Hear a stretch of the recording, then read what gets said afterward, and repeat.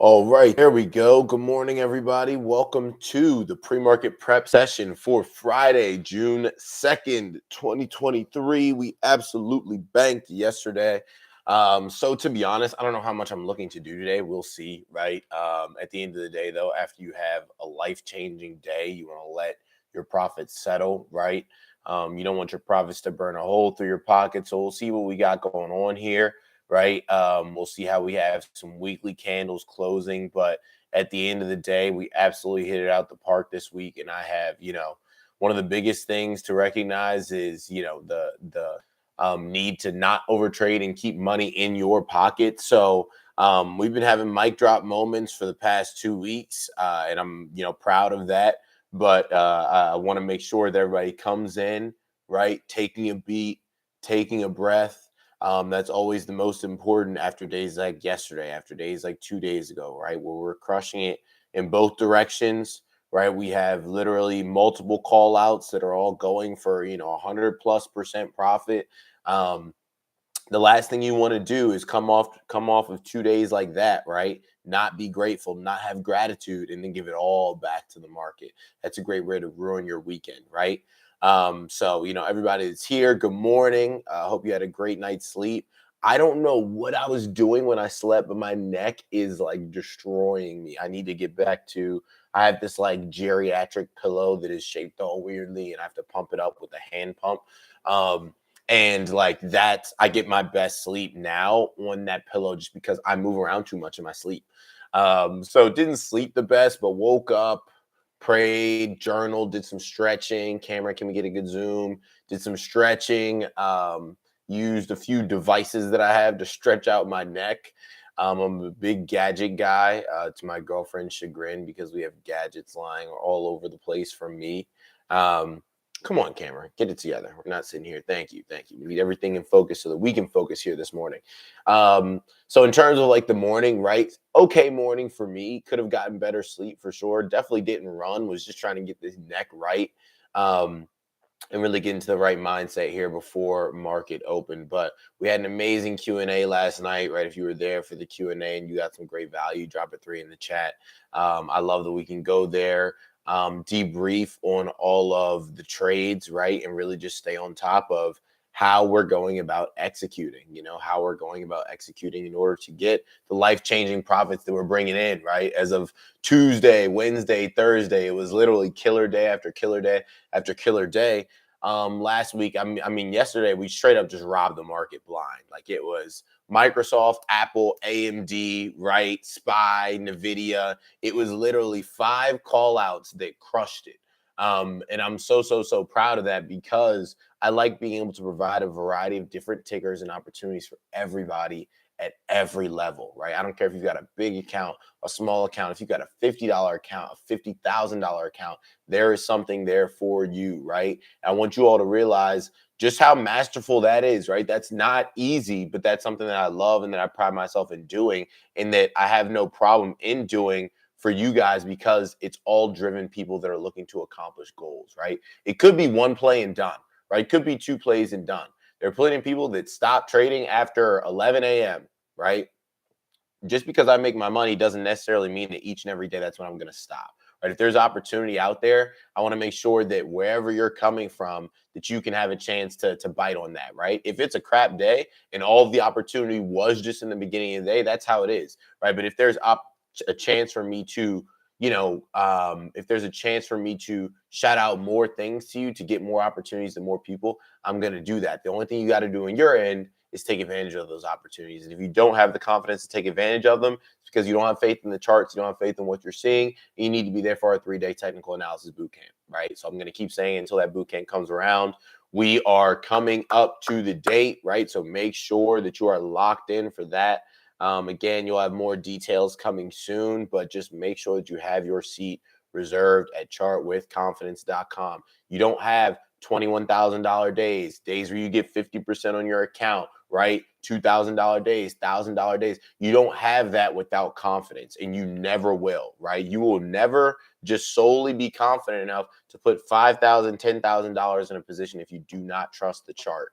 And you have to be able to trust the chart day in and day out because the time it takes me to convince you via a live stream, right, the opportunity has already passed, right? So make sure that you are locked in, that you have that own confidence, that own awareness, that own conviction to execute in markets by yourself, because we want to get everybody here to getting those $1,000, $2,000, $20,000, $50,000 days, right? That is the goal.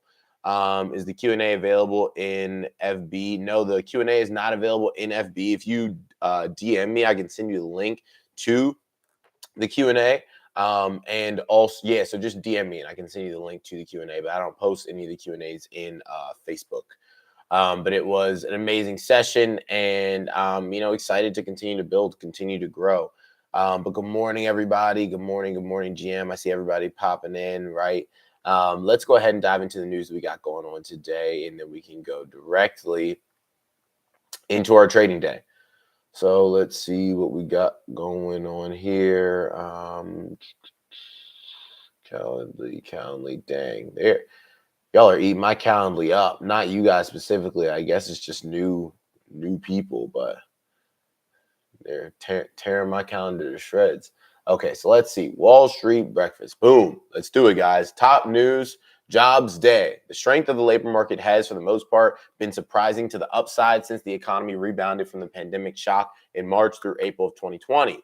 While that may be good news for workers, it's not what the Federal Reserve wants. Chair Jerome Powell has emphasized that the labor market remains unsustainably tight, and supply and demand need to get into better balance for inflation to retreat toward the Fed's 2% goal. Bigger picture, some recent data has pointed to a continued robust labor market. Wednesday's job openings and labor turnover report showed an unexpectedly large increase in job openings. And Thursday's ADP job reports also came in stronger than expected. For today's figures, the Economist consensus expects 180,000 more jobs were added to the U.S. economy in May, which is still strong, but at a slower pace of growth, down from 235,000 added in April. Meanwhile, the unemployment rate is expected to tick up to 3.5% from 3.4% in April, while average hourly earnings are forecast to grow 0.3% month over month. So even if today's job figure shows stronger than expected gains, which has happened nearly every month over the past year, it may not matter unless the number really blows it out of the water. As mentioned previously on Wall Street Breakfast, Fed officials like Patrick Harker and Philip Jefferson are calling for a pause to the rate hiking cycle this month before making further decisions about the, quote, extent of additional policy firming. Odds of pause have also rocketed higher on CME's FedWatch tool, climbing to nearly 80% yesterday from only 35% a week ago. In terms of commentary, while the labor market has remained surprisingly tight since the Fed started raising rates, Seeking Alpha analyst Demir Tokic takes an opposing view, expecting that it will start to turn negative soon. Temporary help service jobs have been falling since December 2022, currently declining at 3 to 4% per month, signaling, quote, it is very likely that we are in a recession or near one, he said. The discretionary sector is likely to sell off as overly optimistic earnings expectations get revised lower. So we will see, right? That's literally got to be the tagline to every single one of these when someone is, forecasting recession, forecasting economic boom, this, that, the third, right? What matters is going to be the charts. So you look for the charts to give you an indication, of what's going on, how markets are reacting. As long as you do that, you'll be okay, right? You'll be okay in the long run. You might get caught off guard one time, you might get caught off guard twice, but the majority of the time, if you know how to extrapolate the most information possible from the charts, like we did this week to absolutely freaking smash it, right? I'm still pumped up about that. Like we did this week to absolutely freaking smash it in markets, then you'll be fine, right? I don't think, people understand, oh, I messed up this time or I got this direction wrong. Sure, it happens. It will happen 1000%. But at the end of the day, if you put in the time, you put in the hours, you get the experience like that, thousands of hours of experience. We're going to shrink down into that challenge, right? At the end of June, that type of thing, right?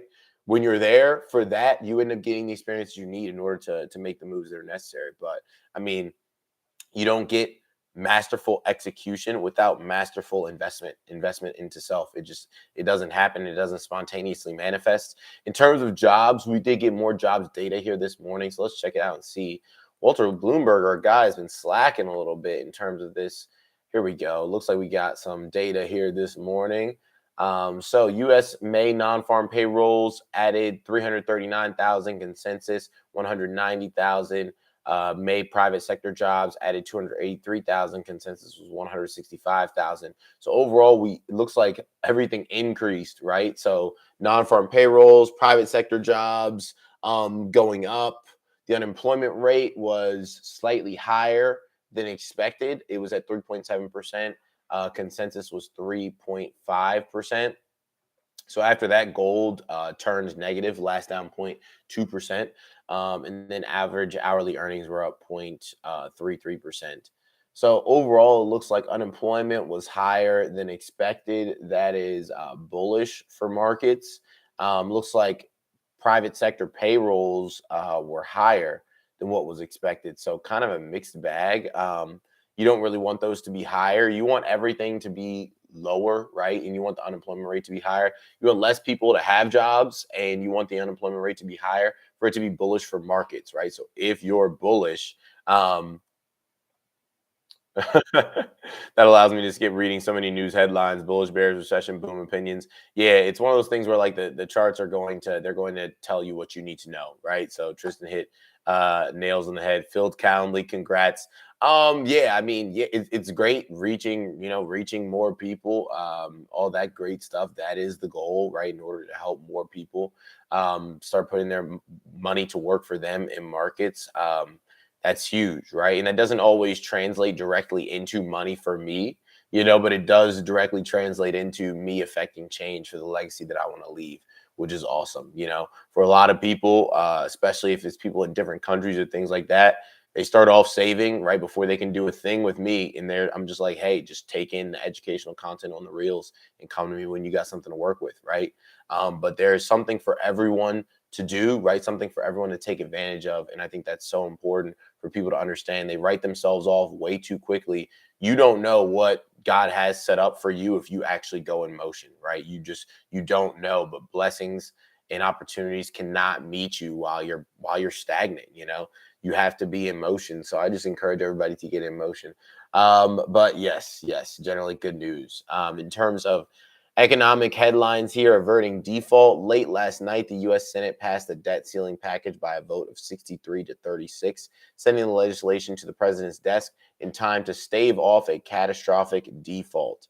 The bill suspends the debt limit until January 1st, 2025, in exchange for some measures that cap non-defense discretionary spending, stiffen work requirements for some recipients of food assistance, and allow Mountain Valley natural gas pipeline. That was something that we talked about as well.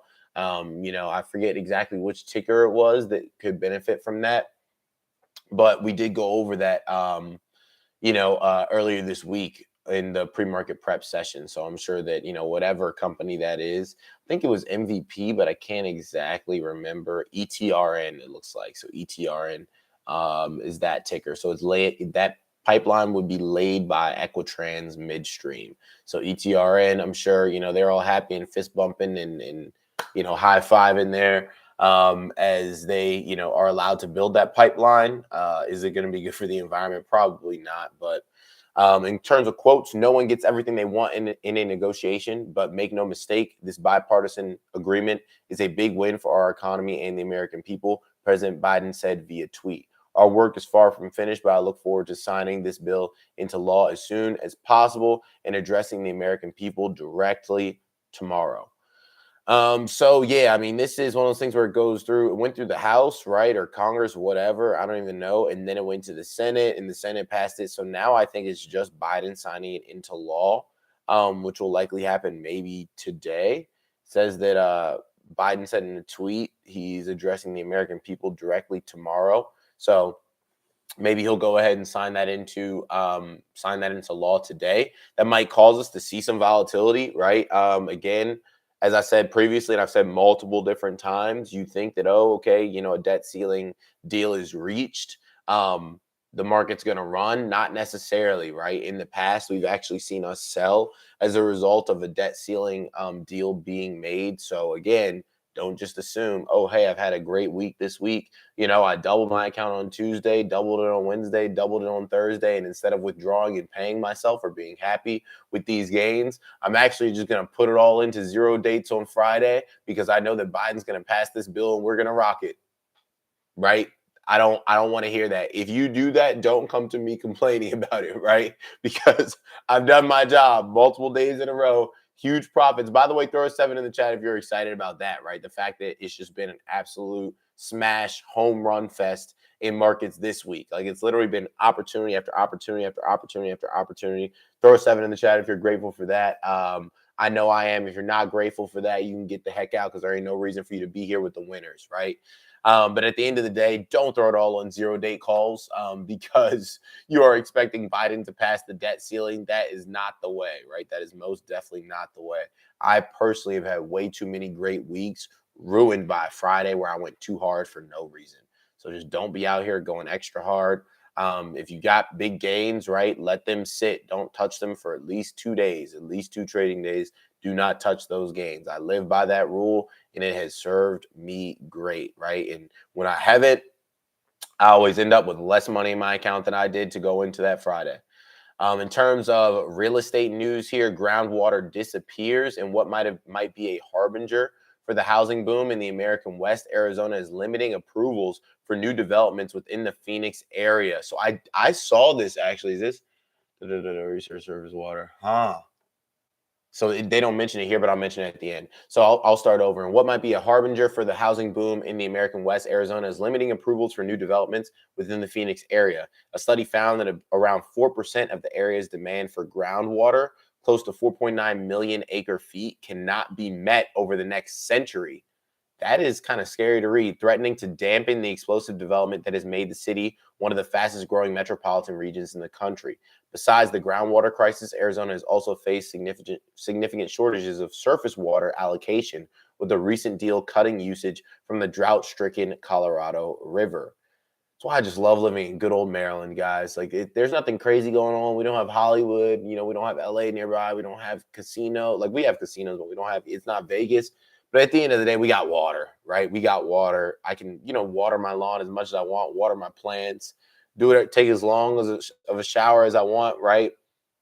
And I don't have to worry about this stuff going on. So in terms of like how this could affect, how this could affect like markets, not really affecting direct stock tickers. It could affect real estate investment trusts, right? So like REITs, publicly traded REITs, that do investments in Arizona. I also saw a pretty crazy statistic that like half of, was it half or it was either 40 something percent or 60 something percent.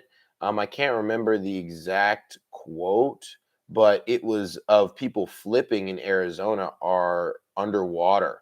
Like they had to sell at a loss. And let me see if I can find it, but I was just like, dang, like it's one of those things where Arizona right now might not be the best spot. To be, I can't find it. I'm sure I'll find it later.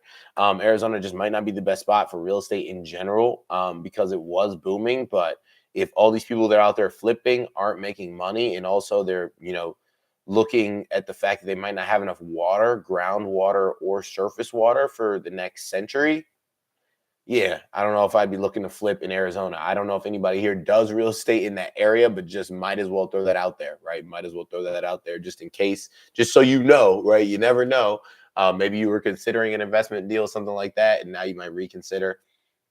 All right, so in terms of tech news, reality check, taking aim at Apple before next week's next week's expected unveiling of a mixed reality headset. Meta Platforms had its own product announcement to make ahead of WWDC 2023. The company's Meta Quest 3 offers a slimmer form factor, but also higher resolution, stronger performance, and quote, breakthrough meta reality technology. The 128 gigabyte headset will start at $500 with an additional storage version also available for purchase. That's a big price differential from Apple's headset, which is expected to come in at around $3,000 because, of course, it would, and be initially aimed at software developers and enthusiasts versus regular consumers.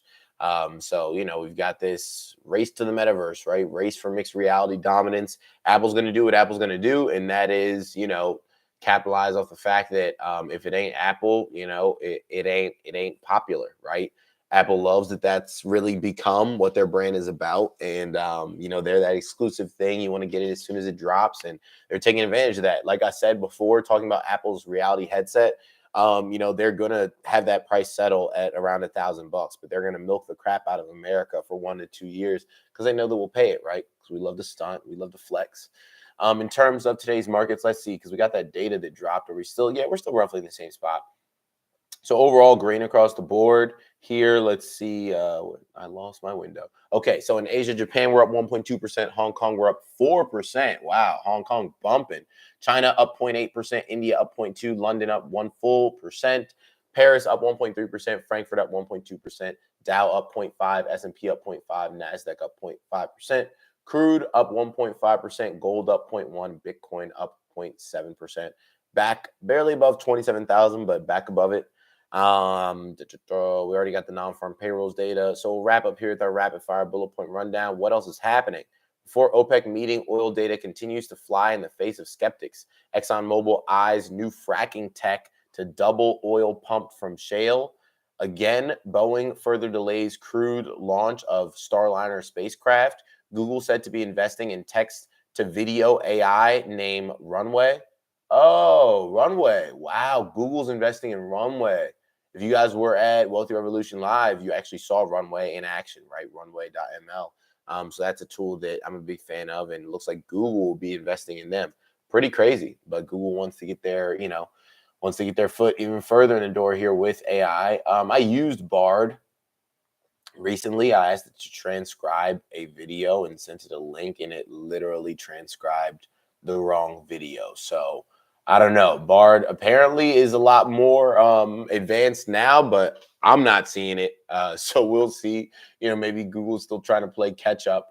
Uranium rally. Ooh, I don't know if you like to hear that. Uranium rally. Senate committee fast tracks advanced nuclear reactors. I did actually read about that, about how there have been advancements in technology for nuclear energy, right? And that could be something worth investigating. I'll share I think it was a reel that I saw. I'll share that in the Facebook group if I can come back across it again. But it was an interesting reel. Let's see here. Dollar General slammed following disappointing sales outlook. Let's see here. Macy's tumbles after guidance before turning higher on upgrade. Let's see. Some Apple savings account customers hit snags on withdrawals. Let me just make sure. Okay, cool. Hit snags on, so some Apple savings account customers hit snags on withdrawals. I mean, not the best, but I feel like that's probably the first issue I've really seen with Apple and their fintech, their fintech products at this point. So I don't know. I doubt that'll have any effect. Semiconductor watch, Broadcom ticker Avgo reports Q2 results and guidance as well. Judge in Disney's ticker Diz free speech case steps aside and slams DeSantis. So this, ongoing war with Disney in Florida is still happening, still going strong. I haven't checked on Disney in a second, so I'm literally just popping in here to check on Disney. Oh, Disney taking a load off. Where are we at on Disney? Down there, weekly lows. Interesting. Very interesting. We'll see, right? We'll see what we end up getting from Disney. But as of right now, they're putting in a hammer on the weekly if they close anywhere near where we're at currently. So Disney puts in a nice hammer on the weekly. Could be a good spot to go long on Disney long swings, right? But I am definitely seeing a nice hammer on the weekly on Disney where we could at least, possibly push back up to retest 90.46, right? Because it looks like right now Disney has got pretty big weekly bear flag on it, and it went and fired down. But we put in this hammer reversal candle at the bottom of a downtrend. You guys know what that means. We can get a little poppity pop on Disney next week, right? In the weeks following. Last time we got weekly hammers on Disney, we got 1, 2, 3, 4, 5 weeks of up for Disney, right? We got a hammer over here, 1, 2, 3, 4, 5 weeks of up. So yeah, we got 2 weeks here. That was the shortest run. So overall, Disney, right? Unexpectedly, Disney could end up being a nice target here for us today in terms of a swing play, right? So Disney calls a month out. 2 months out might be on the docket. In terms of price for those bad boys, let's check that out. So a month out, July 7th. Oh, really cheap. Really cheap. You get calls 70, $90. And then let's see if we wanted to go 2 months out. All right, how long was 2 months? 60 something days, 70 days, whatever. 2 months out, $125. Yeah, not bad at all. Not bad at all on Disney. So we'll go ahead, check Disney out, right? Keep an eye on what the heck they got going on. But that will wrap us up, right? That'll wrap us up and take us out for the pre-market prep session on June 2nd, 2023. It's been a great week. Not much else to say, right? Congratulations for you tuning in, investing in yourself, getting 1% better. Remember, yesterday is yesterday. Today is today. You want to wipe the slate clean. Make sure you're withdrawing profits, paying yourself, paying your bills with your trading profits, because that's what you're looking to do, right? That's the ultimate aim. And just continue to get better, right? 1% better every day. That's the goal. You're not trying to change the world, cure cancer, do this, do that. You just want to get 1% better. And if you did that, pat yourself on the back. Remember to have gratitude. Be grateful, right? The stock market can turn you into an ungrateful winner, because when you win, you expect it. When you lose, you think you're, the worst thing since, Adolf Hitler. And that's not the case, right? Have some grace with yourself. Rejoice, right? Have some celebration. And, most of all, just pat yourself on the back. But congrats to everybody for getting 1% better. Thank you for tuning in, and I'll see you guys on Monday. We're back full week of trading next week, so come ready to rock and roll. Make sure you have a safe weekend. Peace, everybody.